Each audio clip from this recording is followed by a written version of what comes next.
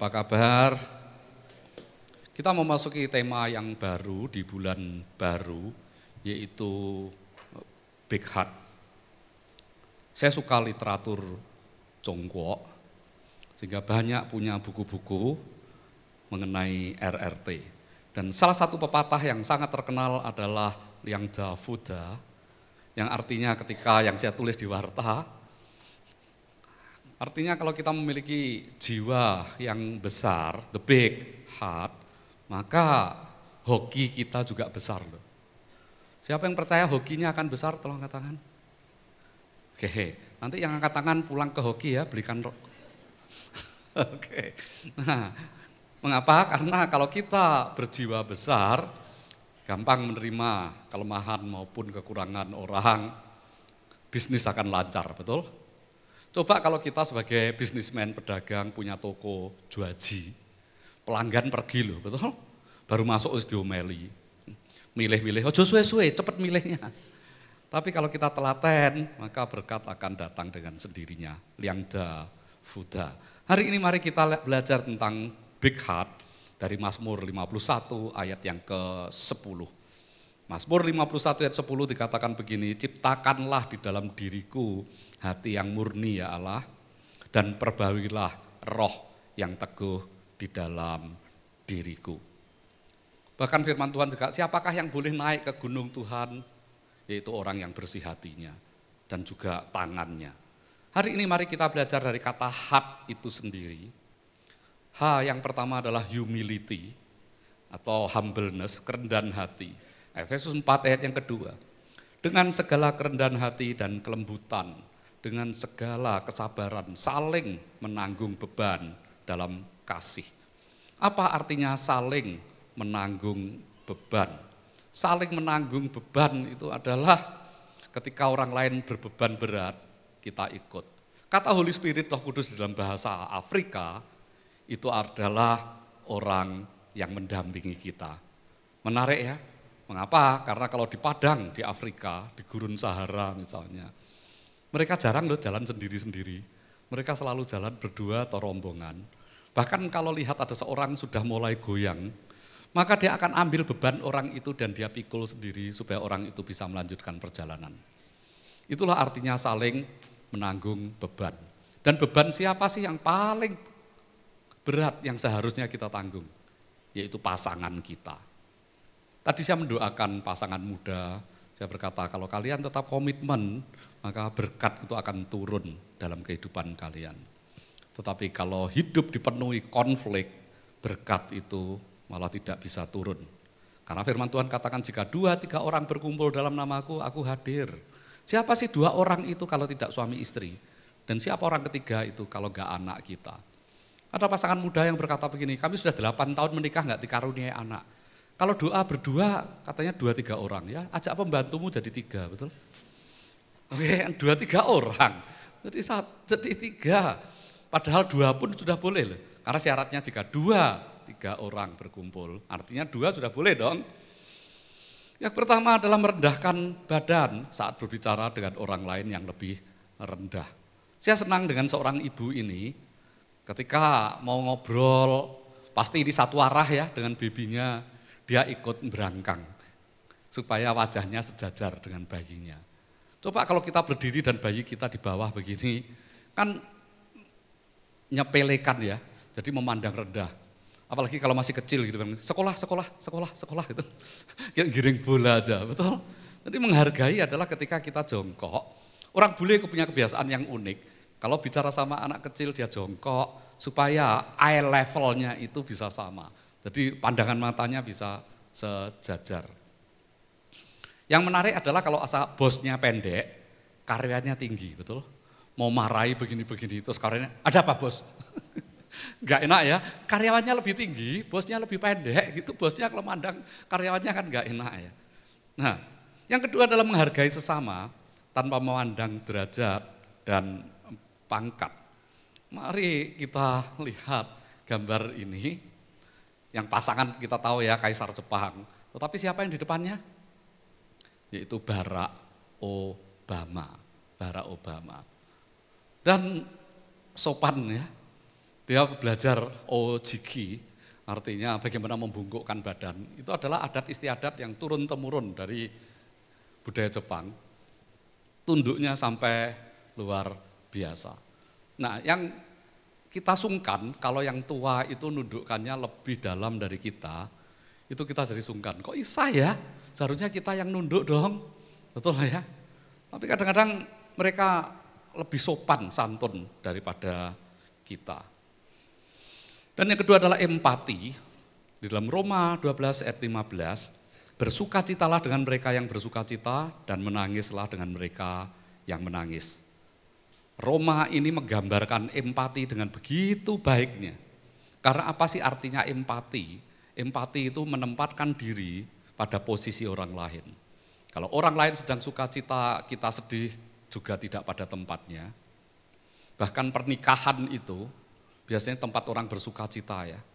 Saya sering ngomong ketika sebelum pemberkatan, nanti kalau mau nangis, nangis saja loh ya. Gak usah diempet, gak apa-apa. Loh katanya kalau nangis pada pernikahan itu gak hoki. Loh saya ngomong siapa? Gak usah. Justru ketika seminggu kamu ditapuk bojomu lek nangis nanti. Enggak, betul? Nangisnya itu bisa nangis terharu. Mengapa? Karena biasanya nangis itu terjadi ketika saya minta pengantin laki-laki gandeng pengantin wanitanya menemui papa mamahnya untuk say thank you, say sorry, and asking for their grace. Ketika minta maaf, berterima kasih dan minta doa restu, biasanya itu tangisan.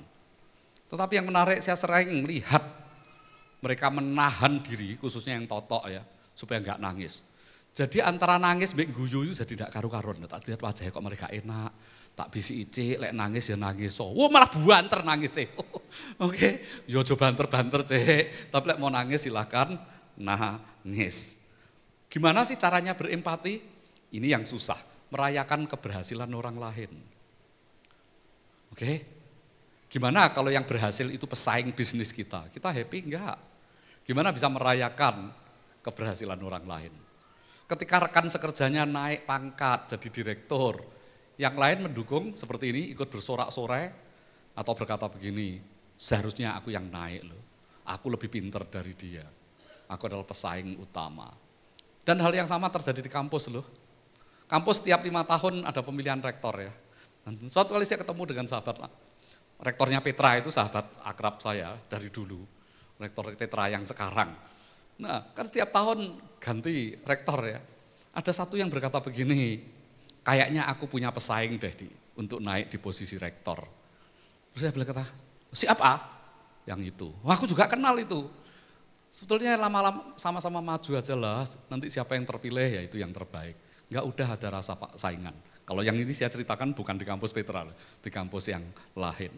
Jadi Bapak Ibu yang Tuhan Yesus kasihi, bisa enggak kalau ada orang lain sukses kita ikut sukses? Itu indah sekali.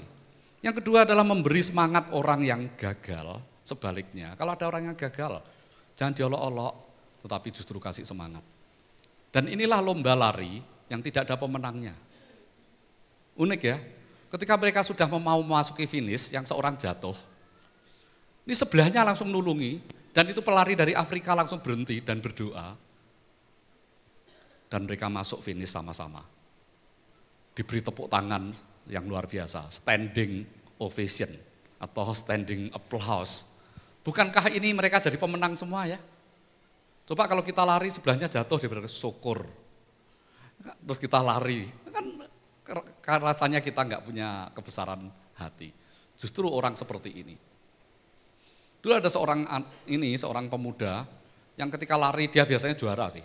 Suatu kali dia kesleo kakinya, orang bilang kecetit, dia mau berhenti lari, karena pasti gak mungkin menang. Tiba-tiba dari penonton itu turun seorang bapak tua, dia berkata, son, run with me, sekarang kamu lari bersama saya. Dituntun. Dan tidak ada juri yang protes, karena gak mungkin menang dia. Supaya apa? Hanya menyelesaikan pertandingan yang baik. Dia tetap sampai ke finish meskipun kalah. Dan Anda tahu sekarang pelari itu, dia menjadi pelari yang paling kaya justruan. Mengapa? Karena semua sorot kamera ke dia, semua tepuk tangan. Dia jadi endorsement, sekarang zamannya media sosial kan. Dia jadi iklan di mana-mana. Terutama waktu peristiwa ayahnya sambil terpincang-pincang itu nuntun anaknya masuk ke finish. Bisa gak kita memberi semangat kepada orang yang gagal? Ketika orang gagal, kita bisa gak ngasih bilang gini, apalagi kalau anak muda ya yang sedang putus cinta begini, udahlah dunia itu tidak selebar daun kelor dan tidak sependek celana kolor, betul ya? Oke, masih ada di luar sana. Saya punya prinsip, nanti kalau kamu sudah putus, benar-benar putus, selama 6 bulan, saya kenalin yang lain. Tapi kalau sebelum 6 bulan nggak usah lah. Nanti kamu dituduh orang, baru aja putus udah dapat lagi. Oke, jadi harus tetap move on. Yang ketiga mendampingi orang yang berduka. Dan inilah yang luar biasa, inilah peran kita. Menyediakan telinga kita untuk mendengar kesedihan mereka. Seperti Bunga Citra Lestari ketika Ashraf Sinclair meninggal, rekan-rekan artisnya datang ya. Dan itu suatu hal yang sungguh-sungguh mengharukan ketika teman-teman itu bisa datang bersama-sama. Ketika papahnya anak Yud meninggal, saya datang sama istri saya. Begitu sampai di Adiasa, anak itu lari meluk saya dan tidak dilepaskan. Dan dia nangis di pundak saya. Istri saya sampai berkata, Sakno ya, mungkin dia kangen sama papahnya. Dan ketika saya duduk, ramah tamah dulu, setelah doain semua keluarga, ada yang tanya, jingjikmu ya Pak? Oh ya, saudara dalam Kristus, betul. Semua kalau dekat dianggap jingjik, betul. Kalau begitu orang Manado seluruhnya akan jingjik. Tahu ya orang Manado kalau ketemu, bukan hanya peluk loh, cipika, cipiki. Saya tuh bingung kena cipika, cipiki, sekarang enggak lagi loh, takut corona. Enggak, masa kasih dikalahkan sama corona. Mengapa corona enggak bisa masuk Indonesia? Penularan terbesar itu justru ada di dalam lift. Mengapa? Kecil, hak jing, kena kabeh. Tapi mengapa di Indonesia enggak kena? Kalah mbek entut, betul ya? Nah, dek lift ono sing ngentut, corona langsung pergi, betul? Wah, kok mambu gak karu-karuan, mambu petai, mambu jengkol, cabut dia. Balik ke luar negeri, betul? Itu tangga kita loh kena, kita enggak loh. Ada yang berkata begini, nadanya guyon tapi rodok ngenyek. Indonesia biasa rusuh, biasa kemproh. Jadi virusnya enggak tahan, lungo deh. Oke, negara lain loh kena semua, negara-negara pembersih. Sebersih Singapura pun kena. Kita yang kemproh malah enggak kena itu. Mengapa? Mungkin secara ilmiah juga bisa loh, antibodi kita terbiasa. Betul?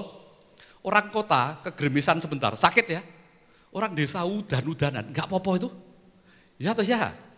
Itu sebabnya saya dulu punya bos, yang dia setiap sore keluarkan Harley Davidson-nya. Anak gadisnya yang masih kecil di pangku di depan, tidak dikasih jaket. Tanya, Pak, anakmu masuk angin? Enggak apa-apa, tak latih. Enggak, paling seminggu lagi enggak masuk angin meneh. Bener, enggak masuk angin lagi. Dan saya juga pernah melatih salah satu sepupu saya, itu dia kalau naik kendaraan umum mesti muntah-muntah. Soalnya pembersih sekali.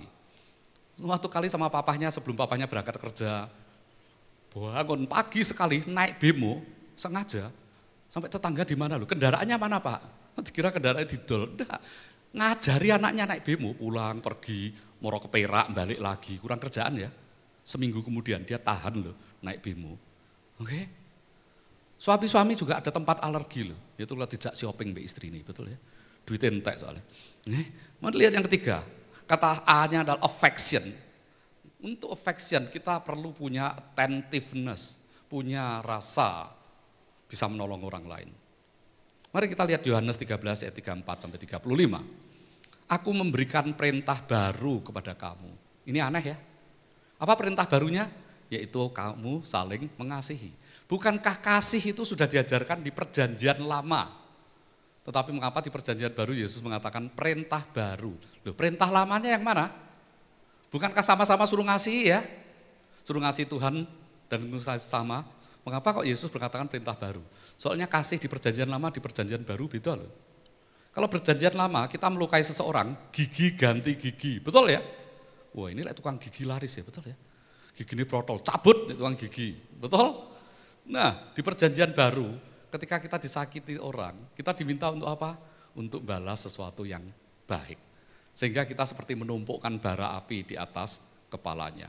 Saling mengasihi, sama seperti aku telah mengasihi kamu, demikian pula kamu harus mengasihi, saling mengasihi.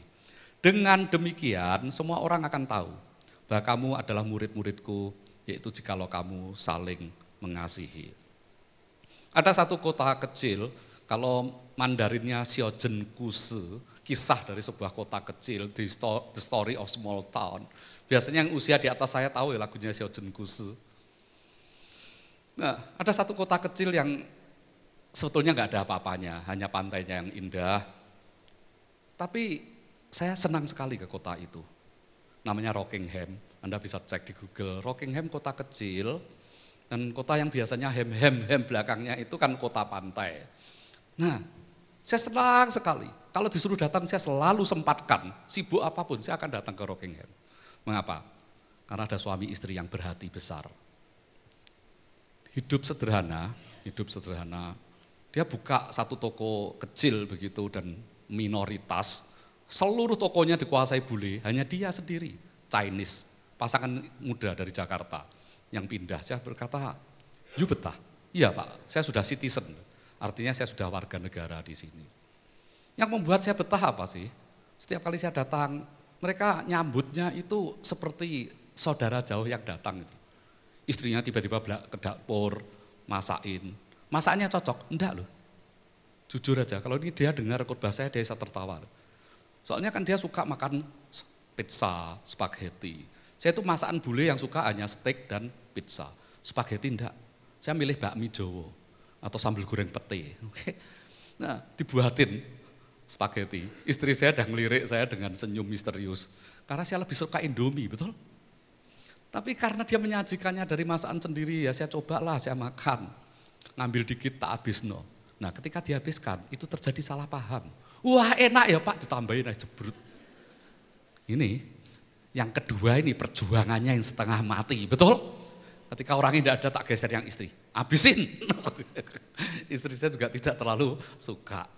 Dan akhirnya ketika kami putuskan untuk balik ke Indonesia untuk selama-lamanya, dia kasih kami sepasang arloji. Dan saya itu sungkan loh, saya berkata, janganlah, ini barang mahal, jangan. Kalian sendiri loh juga masih merintis, dan ucapannya berkata, this is a gift of love. Ini adalah lambang cinta. Kalau lambang cinta, gak boleh ditolak, betul? Siapa cewek-cewek yang sedang pacaran, tolong angkat tangan. Kalau dikasih sandal jepit sama pacarmu dan lambang cinta, harus kamu terima loh. Oke? Apalagi kalau jepitnya ada tulisannya H gitu ya. Namanya Herman itu, betul? Oke? Kadang-kadang dilihat jepitnya apa dulu, betul? Apapun kalau itu dari orang yang sangat mengasihi kita, harus kita terima. Suatu kali saya pelayanan di keluarga Batak. Selesai, nggak boleh turun dulu. Tiba-tiba salah satu orang tua Batak itu naik dan saya diselendangi. Orang Batak ternyata berkata, diberi ulos. Ulos itu artinya penghargaan. Saya bawa pulang, istri saya tanya, oleh selendang tekon di. Tapi ini bukan selendang, ini ulos Batak. Jadi artinya kita dihormati. Oleh sebab itu Bapak Ibu yang Tuhan Yesus kasihi, affection itu penting. Supaya apa? Supaya orang-orang lain tahu bahwa kita murid Kristus. Murid Kristus itu harus saling mengasihi. Dan kasih itu tidak boleh bertepuk sebelah tangan. Lihat, kasih tidak boleh bertepuk sebelah tangan. Harus sama. Yang satu membentuk separuh hati, yang satu membentuk jempol. Seharusnya dua-duanya membentuk hati ya. Membentuk hati.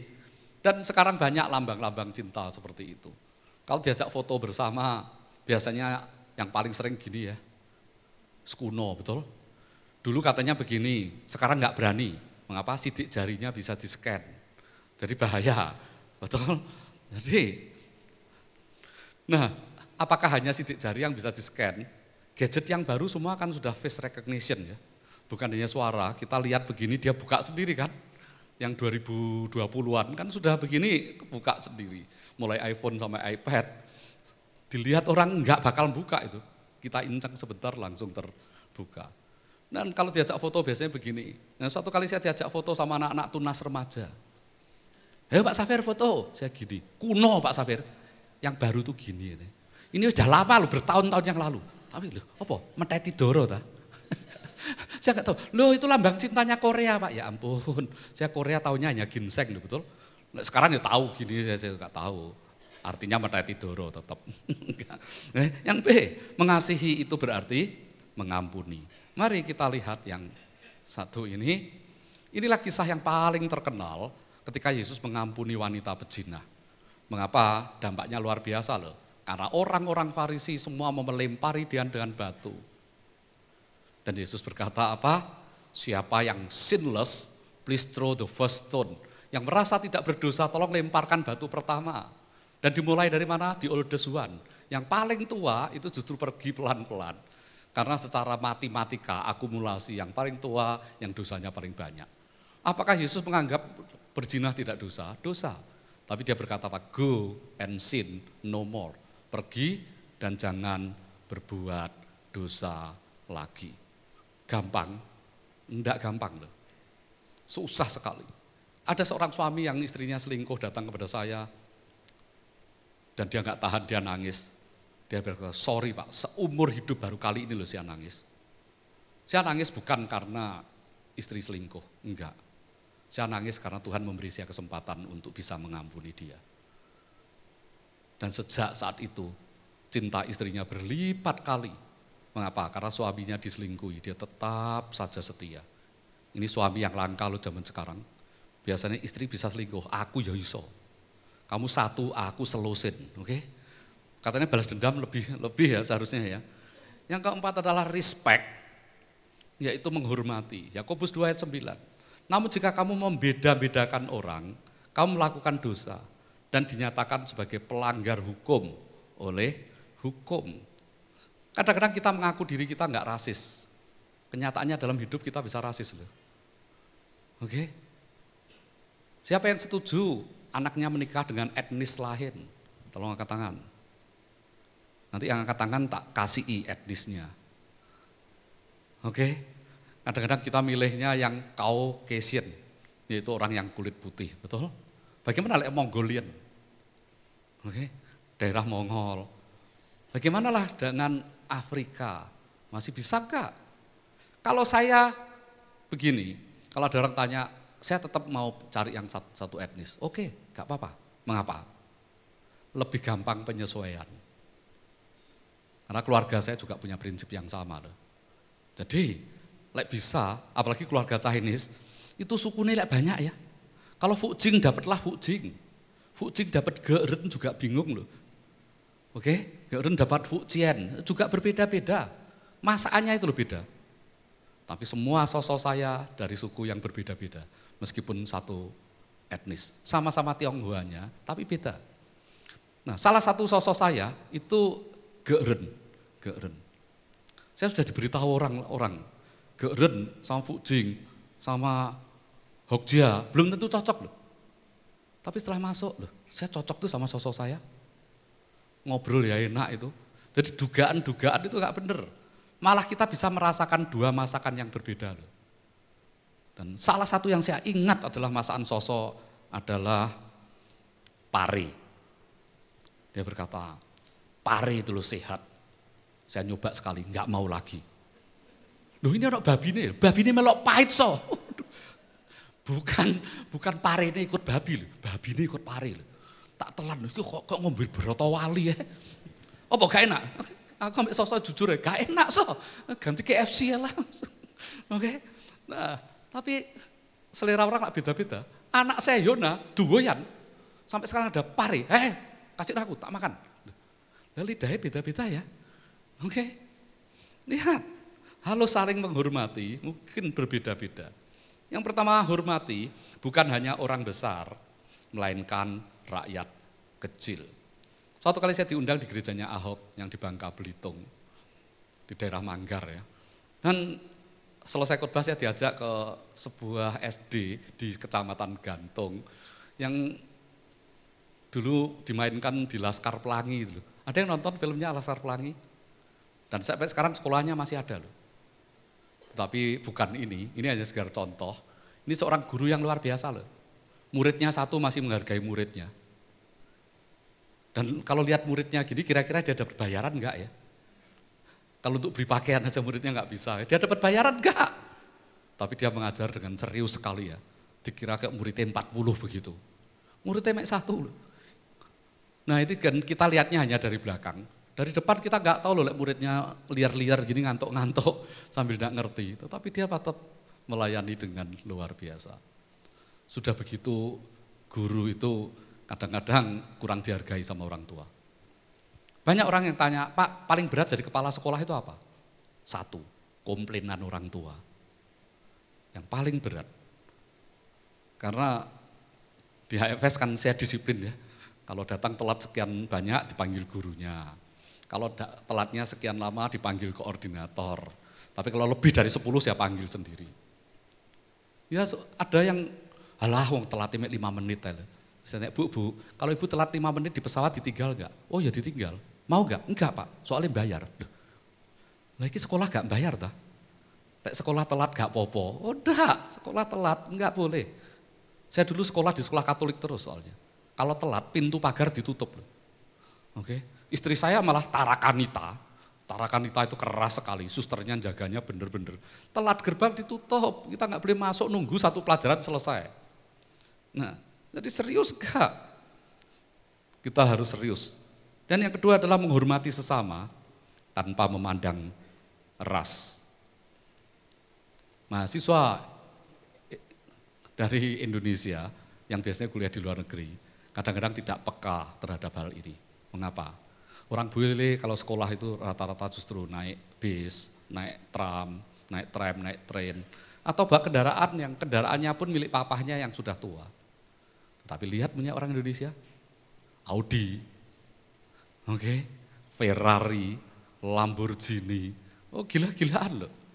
Dulu ada jemaat saya namanya Dewi, dan dia call saya, Kak, aku baru dikirimi mamah ini untuk beli kendaraan. Saya bilang loh, terus kalau tak belikan Harley gimana? Aduh ngawur loh, cewek beli Harley.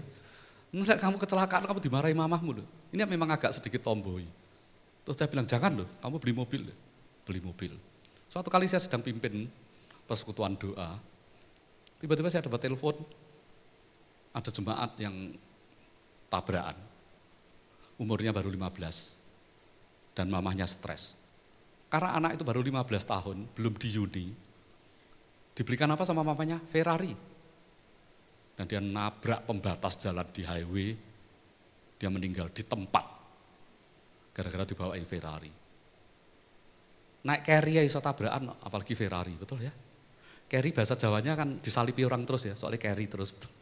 Kasih carry ya iso tabrakan, apalagi dibelikan Ferrari.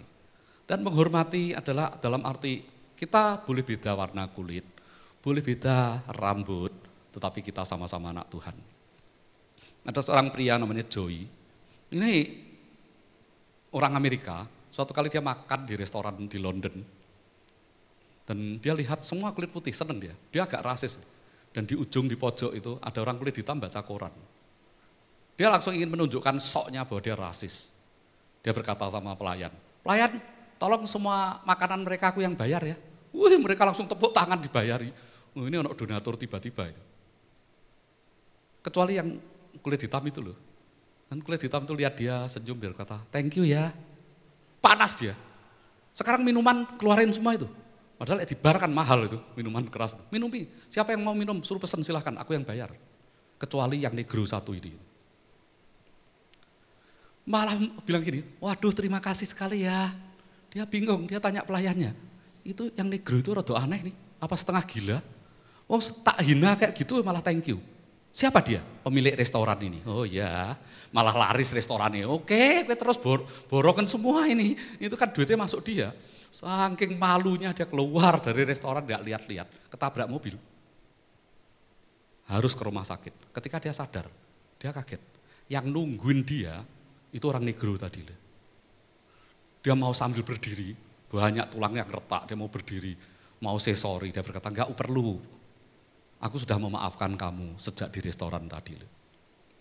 Dia butuh waktu lama untuk sembuh. Ketika sembuh dia lihat tagihannya, kok kaget ya. berkali lipat dari harga yang dia bayar di restoran tadi. Pasti mahal sekali. Tetapi dia kaget di bawah ada tulisannya lunas. Terus tanya, loh ini siapa yang bayari saya? Ya best friend bapak yang tadi nganter bapak ke sini itu. Dikira best friend, padahal yang dihina-hina. Begitu dia keluar dari rumah sakit, dia datang ke restoran itu, nyari bapak itu, dia toleh. Ada pemuda negro tanya, bapak nyari siapa? Nyari orang kulit hitam yang tua. Loh siapa? Pemilik restoran ini. Dan pemuda itu berkata, pemilik restoran itu saya. Loh enggak, wong tua kok. Tapi wajahnya rada mirip kamu loh. Loh ya itu papa saya. Dia meninggal 5 hari yang lalu dan saya menggantikan. Wah dia kecewa bagaimana dia bisa membalas budi ya. Tetapi pemuda ini berkata, tunggu sebentar ya. Dia keluar, mbak surat. Papa hanya pesan ini, nanti kalau ada orang kulit putih nyari saya, kasih ya surat ini. Dan dia nulis surat yang lumayan sedikit panjang. Tapi di akhir suratnya dia menulis seperti ini. Saya terjemahin bagi Bapak Ibu ya. Dia berkata bahwa everyone has right to hate. Setiap orang itu punya hak untuk membenci. To love and to be loved. Untuk mengasihi dan dikasihi. Bahkan orang yang paling baik sekalipun, pasti ada saja yang membenci. Kita kasih contohnya Yesus ya. Dan di akhir suratnya dia membuat satu statement yang luar biasa. Membencilah sehingga kamu sungguh-sungguh lelah untuk membenci orang lain. Aneh ya? Malah suruh membenci. Sampai kapan? Sampai lelah. Dan Joey merasa, sekarang saya lelah membenci orang lain. Sudah saatnya saya mengasihi. Lihat, kalau sedikit ada perasaan rasis di dalam hati kita, mungkin karena kita salah didik, orang tua. Tapi kalau hal dalam pernikahan, saya setuju loh. Mengapa? Kalau yang satu suku, satu etnis, lebih gampang menyesuaikan diri. Kalau enggak gimana? Ya satu negara, itu lebih gampang. Lidah kita loh sama, podo-podo man pecel, soto, bakso. Coba kalau lidahnya beda, bumi dan langit. Itu susah. Jujur aja saya pernah mencintai orang Jerman, tapi keluarga saya loh tidak mengizinkan untuk itu. Enggak mengizinkan, mama saya berkata enggak. Kamu harus cari congkoren, do you know the meaning of congkoren? Saya berkata, wekworen kan enggak apa-apa. Betul ya, orang-orang luar negeri kan enggak apa-apa. Mama bilang enggak, nanti penyesuaian dirinya susah. Dan yang kelima adalah touch, sentuhan. The power of hug and the power of touch itu penting sekali loh di dalam relationship. Di dalam Markus 1 ayat 41, tergerak oleh rasa belas kasihan, Yesus mengulurkan tangannya dan menyentuh orang itu sambil berkata, aku mau jadilah tahir. Aku mau jadilah tahir. Mari kita lihat yang pertama. Sentuhan keluar dari hati yang penuh kasih. Siapa yang sudah menikah tolong angkat tangan? Oke. Kalau istri Anda, ini untuk suami-suami ya, istri Anda kena corona, Anda berani peluk? Halo?